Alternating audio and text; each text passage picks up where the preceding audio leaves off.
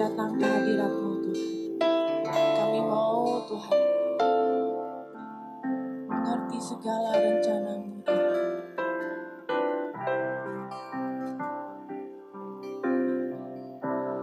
Ajar ku mengerti segala rencana-Mu. Ajar ku berserah hanya padamu. Pimpinlah jalanku dalam terang firman-Mu. Ajar ku berharap hanya padamu.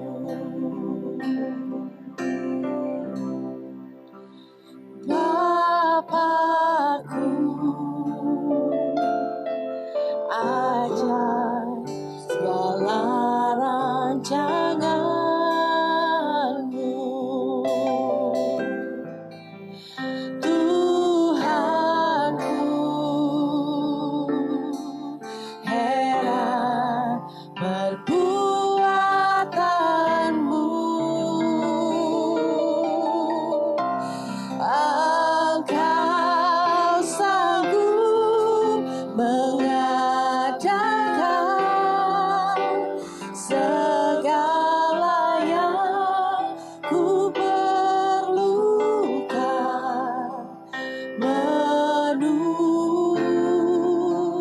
kehendak-Mu terjadilah.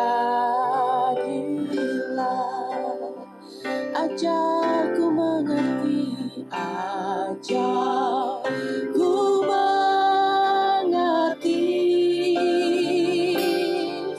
segala rencana-Mu. Ajar ku berharap Tuhan, ku berharap hanya padamu. Pimpinlah jalanku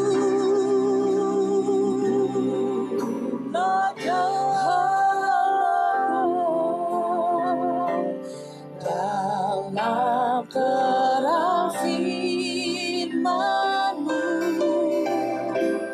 Ajar ku berharap hanya padamu.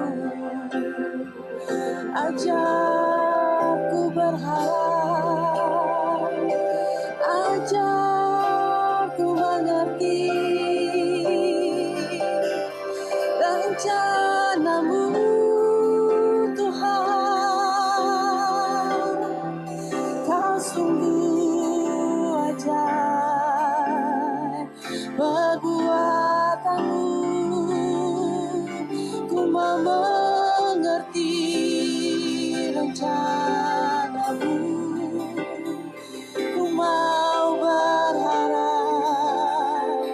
kepadamu Tuhan. Ku percaya Yesus, kuasa-Mu sanggup Tuhan. Kami mau mengerti setiap jalan-jalan-Mu. Kami mau mengerti Tuhan. Ajar ku mengerti segala rencana-Mu. Ajar ku berserah hanya kepadamu ya Bapa. Pimpinlah jalanku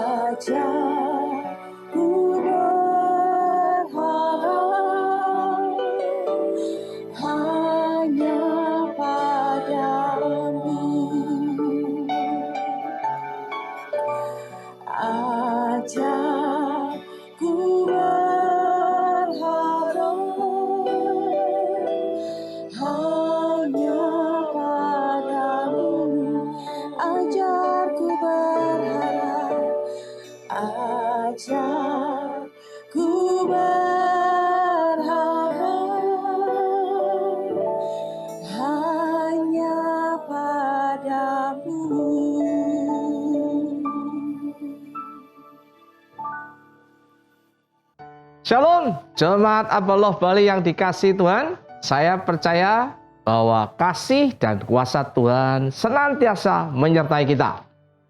Pagi ini sebelum saya berbicara lebih lanjut, saya ingin membuka masker saya. Karena kami hanya berdua dengan Pak Ferdinand. Pak Ferdinand pakai masker, saya ingin membuka masker saya supaya saya boleh berbicara lebih jelas dan melihat mimik atau intonasi atau proses ketika saya menyampaikan firman Tuhan hari ini. Hari ini ada yang spesial. Tadi Pak Ferdinand tanya, putih-putih ya? Enggak, saya pakai pakaian agak kayak dokter. Ya toh? Di sini ada simbol Pondok Persaudaraan. Dulu pakaian ini untuk dipakai mendoakan atau membuat pembangunan. Waktu pembangunan kan biasanya kita ada tiang pancang ya.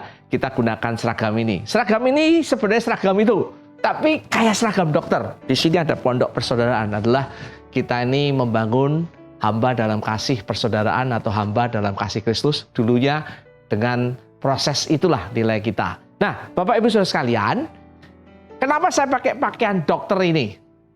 Karena begini, hari ini saya sebagai gembala, pemimpin, penatua ingin memberikan tema khusus.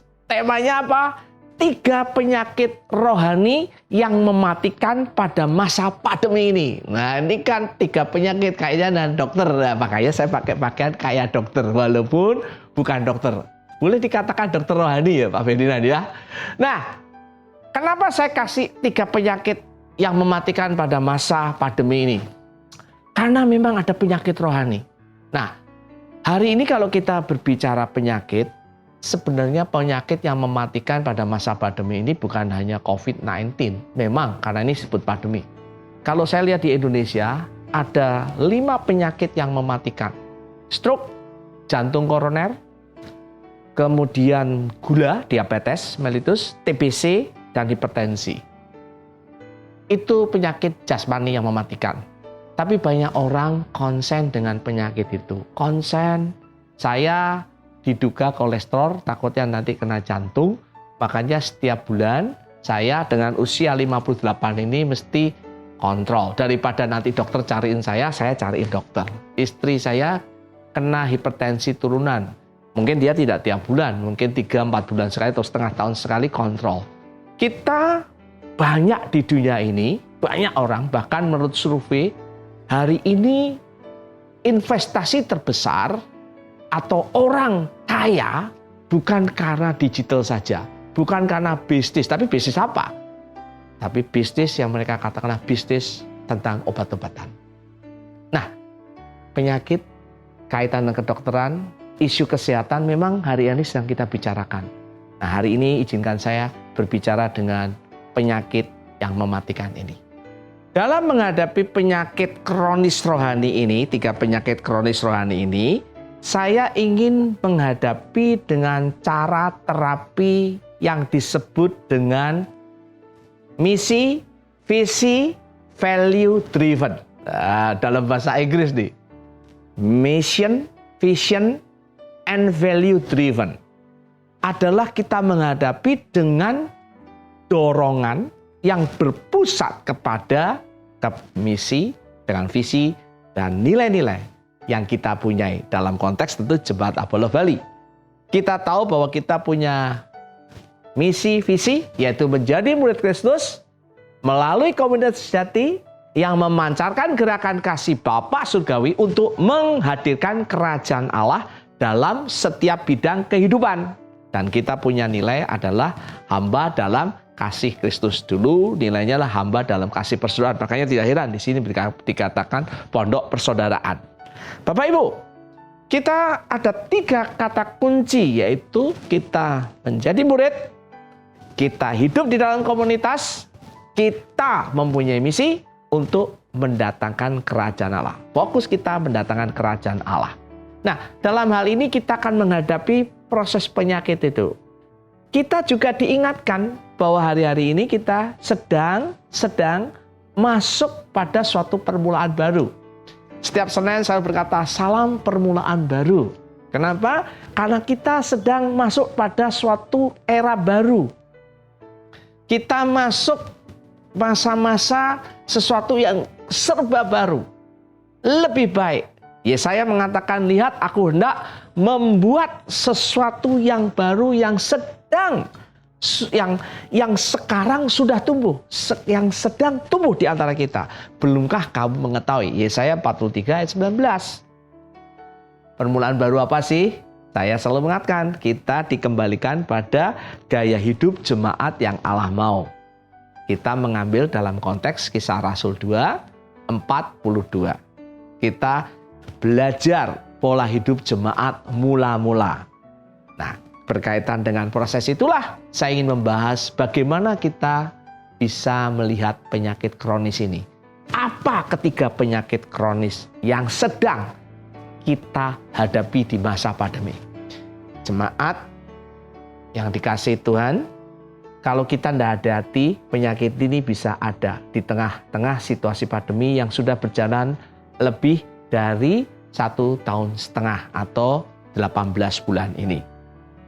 Ada sebuah survei gereja yang dilakukan oleh Carey ya, dan juga didukung dari Barna Institute. Berkata demikian, gereja masa ke depan akan berorientasi atau harus berorientasi pada 3 hal.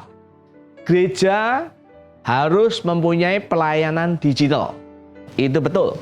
Tapi sayang, pelayanan digital hanya berbicara tentang ya live streamingnya, atau dia masuk ke upload ke YouTube-nya, bicara tentang Instagram, TikTok-nya, akhirnya berhenti di satu titik itu saja. Digital berkaitan dengan berapa followernya, viewernya, komennya. Padahal digital bukan sekedar untuk itu. Kenapa?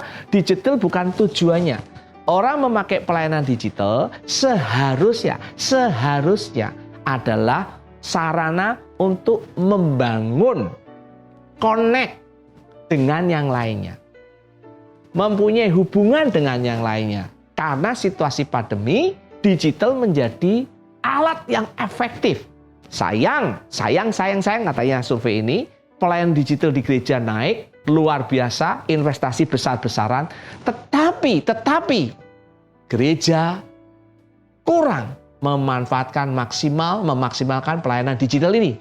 Mereka hanya sekedar mencari viewer, mencari follower, mencari komen-komen dislike atau like, ya, tentunya yang like, tetapi kehilangan esensinya, yaitu membangun koneksi, terkonek satu sama lain, atau komunitas isu. Mereka kehilangan isu itu. Yang kedua, berkata di survei ini bahwa setiap anggota gereja harus gereja masa depan bukan bukan knowing God, bukan pengetahuan tentang Tuhan, tetapi harus punya pengalaman pribadi dengan Tuhan. Kuasa dan kasih Allah harus dinyatakan. Jemaat tidak butuh informasi tentang Tuhan, tapi bagaimana mengalami kasih dan kuasa Allah, kebenaran Allah. Menarik ya? Jadi bukan hanya knowledge-nya, bukan information-nya, tapi experience with God, dengan Tuhan. Tetapi dibutuhkan bukan hanya experience, tapi transformasi yang terjadi dalam kehidupan, perubahan dalam kehidupan kita.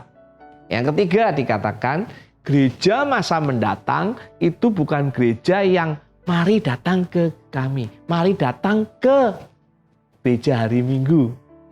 Gereja hari Minggu hampir 1,5 tahun mengalami pasang surut. Lebih banyak tidak ada ibadah Minggu. Nggak bisa. Mari datang ke YouTube kami, nggak bisa. Yang dikatakan di survei ini, kita harus mendatangi mereka. Kita harus aktif. Kita harus datang kepada mereka. Bukan kelihatannya publikasi atau ajakan datangilah, hadirlah, banjirilah di ibadah, agak sulit berlaku di masa-masa pandemi. Kita harus mendatangi mereka, pribadi, komunitas. Kalau Pak Edi mengajar kita ada komunitas kompak, tegar, kita harus datang kepada mereka. Ini menarik surveinya.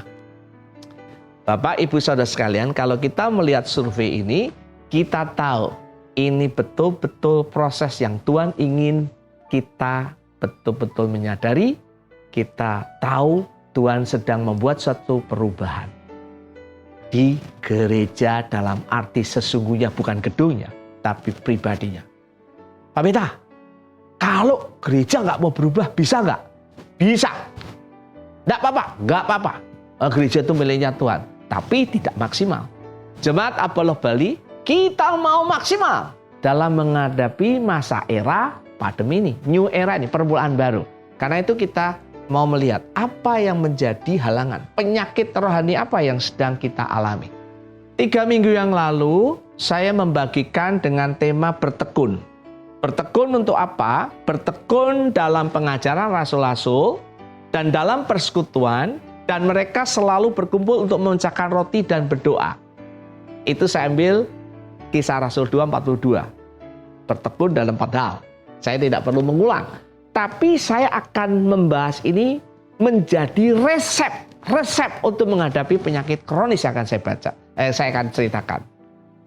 Apa penyakit kronis itu? Pertama, penyakit kronis yang berbahaya di masa sekarang adalah tidak bergantung kepada Allah yang sebenarnya atau yang dia percayai. Saya ulang, tidak bergantung kepada Allah. Yang kedua, mereka atau penyakit kronis yang akan terjadi adalah tidak mempunyai komunitas sejati atau autentik dalam bahasa Inggris, ya. Authentic community. Yang ketiga, hidup bagi dirinya sendiri. Dengar jemaat, kalau engkau punya 3 penyakit ini berbahaya. Saya ulang, tidak bergantung kepada Allah yang sebenarnya atau yang Allah yang dipercayai, tidak mempunyai komunitas sejati. Yang ketiga, hidup bagi diri sendiri. Apa maksudnya? Tidak bergantung kepada Allah yang sebenarnya. Apalagi hari-hari ini orang berkata, Pak, kita ini bergantung pada Allah. Situasi sulit ini bagaimana? Bahkan ada orang yang berkata, saya tidak percaya Tuhan. Saya nggak percaya ada Allah. Buktinya saya seperti ini. Dengar baik-baik jemaat. Kalau engkau bergantung kepada sesuatu yang bukan Allah, itu adalah berhala. Ada orang berkata, saya tidak percaya Tuhan. Sebenarnya dia percaya. Cuma kepada sesuatu, kepada orang atau barang. Orang tidak percaya Tuhan, tapi dia bergantung atau percaya kepada seseorang. Ayah, ibunya, kakak adiknya, bosnya, gurunya, teman bisnisnya, pekerjaannya, keuangannya, ya. Dia sebenarnya percaya kepada sesuatu sebagai pengganti Allah. Nah, kita sebagai anak Tuhan jangan terjebak. Kita punya Allah yang hidup, yaitu Tuhan Yesus Kristus yang ajaib. Tuhan Yesus yang Allah yang dahsyat dan luar biasa. Kenapa kita mau bergantung pada yang lainnya? Di luar kita bergantung kepada Allah, kepada Juru Selamat dan Tuhan kita, Tuhan Yesus Kristus, itu adalah berhala. Bapak, Ibu, Saudara sekalian, saya tahu kita menghadapi masa yang sulit, situasi yang sulit, kesehatan, ekonomi, hubungan di keluarga, hubungan dengan rekan-rekan di komunitas sel kita mungkin, atau di bisnis kita, atau di mana area pun kita ada.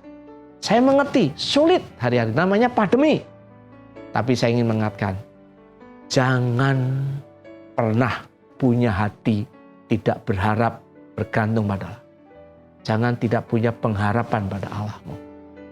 Tuhan Yesus itu Allah yang luar biasa. Dia berkata, aku adalah Alfa dan Omega.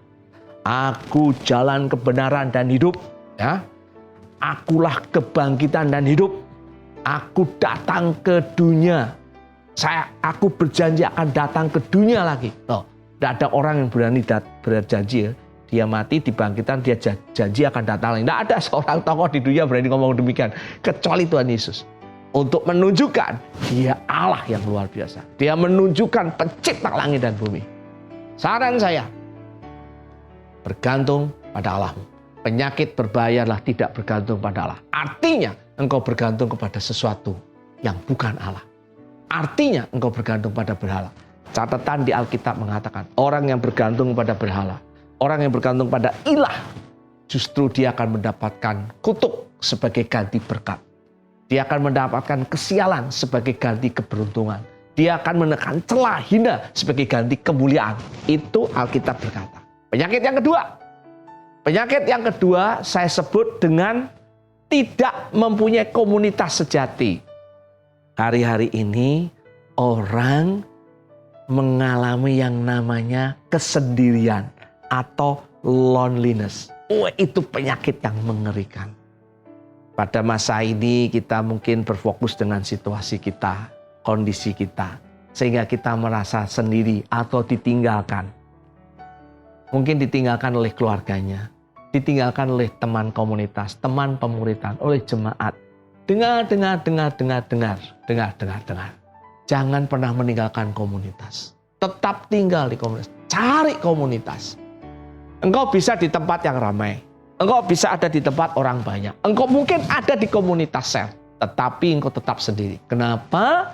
Karena komunitas itu harus dibangun. Iblis ingin menipu kita.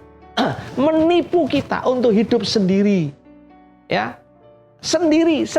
Dengar, manusia ini diciptakan oleh Allah dengan prinsip manusia sebagai makhluk sosial. Dalam bahasa ilmu sosial, zoon politikon. Kita tidak bisa sendiri, ya. Anda anak perenang kelas dunia, ya. Anda boleh menjadi perenang, menangkan banyak medali. Dulu namanya Michael apa ya? Itu perenang dunia itu, ya. Belum tentu anaknya bisa renang kalau nggak diajarin berenang, ya. Kalau kodok kata anaknya tidak usah diajarin renang, bisa renang, ya. Saya senang olahraga, belum tentu Abel dan Lisbeth bisa olahraga kalau dia nggak latihan. Anaknya pemain legendaris bulu tangkis di Indonesia, ya ada satu. Anaknya nggak bisa bulu tangkis sama sekali. Ada padahal bapaknya juara dunia, juara All England lagi. Ya bisa, karena manusia itu harus masuk dalam komunitas, berinteraksi dengan komunitas, berkelompok dengan komunitas, dibangun, saling berinteraksi sehingga terjadilah sebuah hubungan relasi. Dan iblis tahu caranya engkau disingkirkan dari komunitas. Sebuah ilustrasi yang menolong kita. Ada 3 pendaki gunung naik ke puncak gunung. Ketika mereka mau turun, tiba-tiba salah satu temannya kakinya patah. Waktu itu akan ada badai besar. Wow, mereka berpikir, wah badai besar itu di puncak gunung es ya. Gimana nih? Akhirnya satu temannya berkata, saya akan turun duluan secepatnya sampai ke lembah. Tapi yang satu berpikir, gimana yang lain kakinya patah? Dia mengambil keputusan untuk menolong temannya. Satu lari dengan cepat, dia turun dengan cepat supaya menghadapi badai salju. Yang 2 tertatih-tatih karena temannya kakinya patah. Tiba-tiba badai datang. Badai besar datang. Tahukah hasil cerita akhir dari cerita ini? Yang sendiri mati. Yang 2 tidak mati. Yang satu mati bukan karena dua-duanya keserang badai, ketiga-tiganya keserang badai. Yang satu mati karena kedinginan.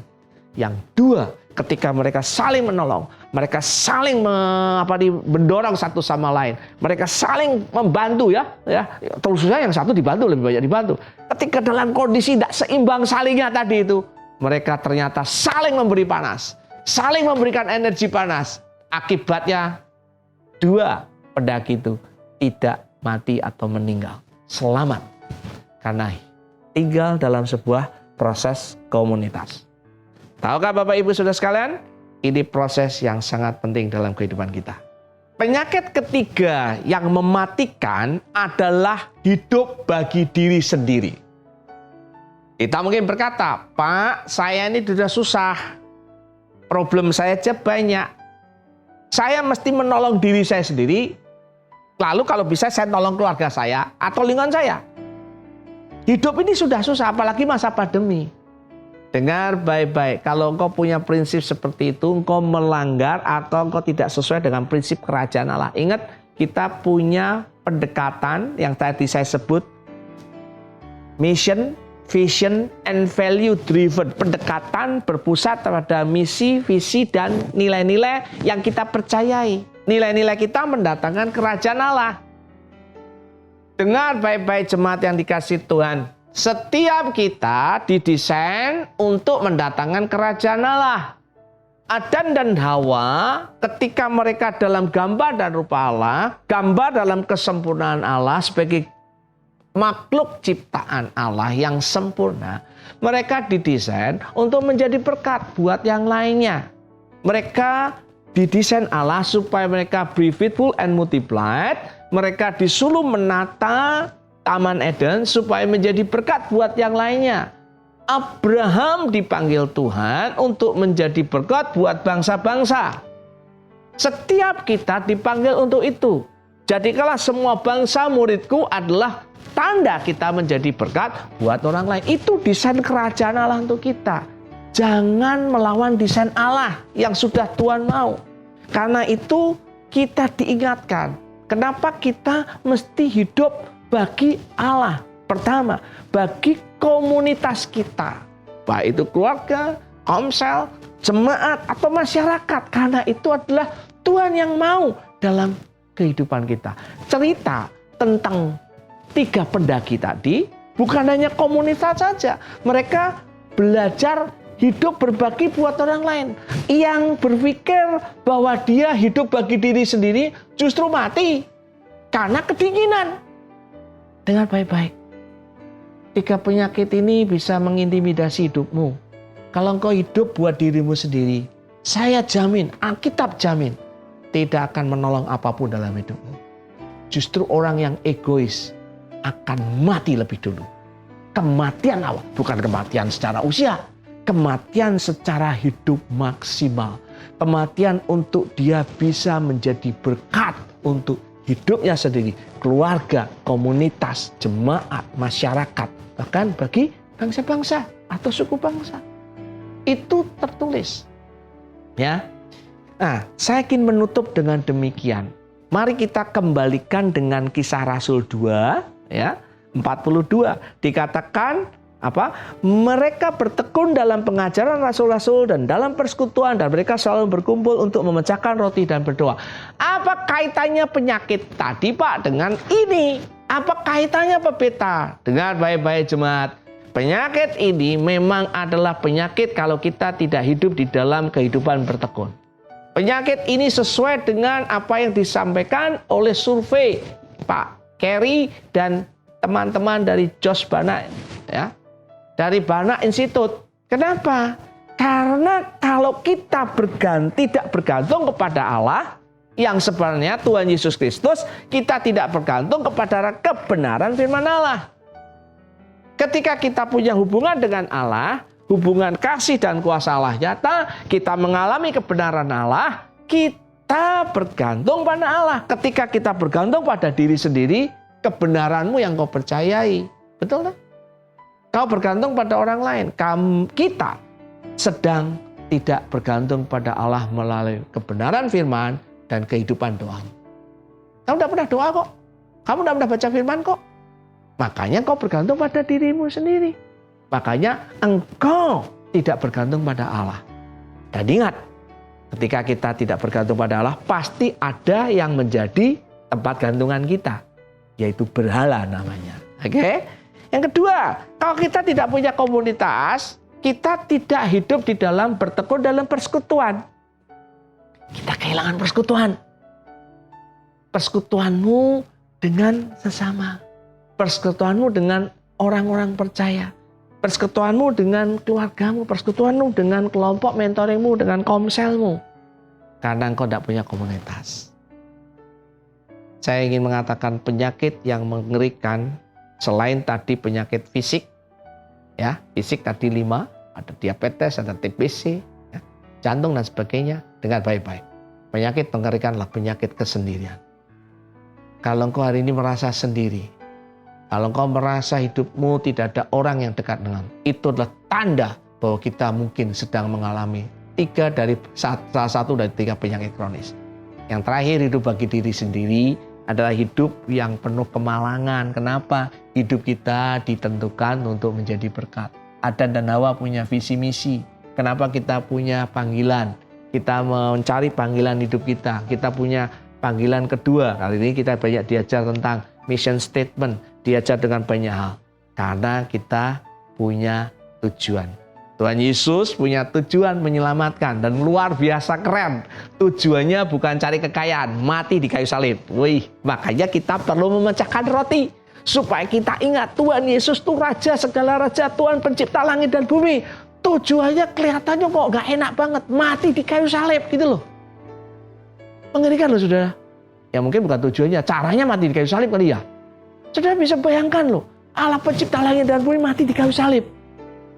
Tahukah, itu adalah proses kasih dan kuasa Allah dan kebenaran Allah yang mau dinyatakan di tengah-tengah kita. Hidupmu bukan untuk dirimu sendiri. Hidupmu ada yang lebih besar, untuk kerajaan Allah. Pastikan engkau tahu apa yang Allah mau dalam hidupmu. Pastikan engkau punya misi dalam hidupmu. Punya tujuan dalam hidup, punya panggilan dalam hidupmu. Sebentar lagi saya ingin berdoa buat setiap kita. Sebentar lagi Bapak Ibu Saudara sekalian di keluarga atau di komunitas, pastikan kita berdiskusi firman Tuhan apa yang sedang kita lakukan bersama-sama. Terus kita berdoa, hindarkan 3 penyakit kronis ini. Saya akan berdoa untuk setiap kita. Tuhan Yesus, kami bersyukur untuk hari ini. Anak-Mu berdoa supaya ketika kami belajar tentang firman Tuhan hari ini, tentang penyakit kronis ini, kami mau hari ini lepas dari penyakit itu. Sebagai pribadi, sebagai pemimpin, sebagai penatua, mendoakan setiap jemaat di tempat ini. Kiranya Engkau bebaskan kami. Engkau operasi hidup kami. Sehingga kami terus bergantung pada Allah, hidup dalam komunitas, dan kami punya tujuan hidup dalam kehidupan kami. Kalau sebentar kami berdiskusi, biar diskusi kami bukan hanya diskusi, tapi saling menolong, mendoakan satu sama lain. Sehingga kami hidup bertekun sesuai dengan kisah Rasul 2:42. Kalau sebentar kami berpisah satu dengan lain, atau kami melakukan pekerjaan kami lainnya, kami ingin melepaskan berkat terbaik. Kiranya berkat dari Allah Bapa, Putra, dan Yesus Kristus, dan Roh Kudus menyertai setiap kami. Berkat secara rohani. Haus dan lapar akan firman Allah, berkat secara jiwani, damai sejahtera, sukacita, ketenangan, kedamaian, berkat secara jasmani, berkat secara keuangan, berkat secara kesehatan, melimpah-limpah dalam hidup kami. Kami lepaskan berkat ini di dalam nama Tuhan Yesus. Setiap kita yang percaya berkata, amin.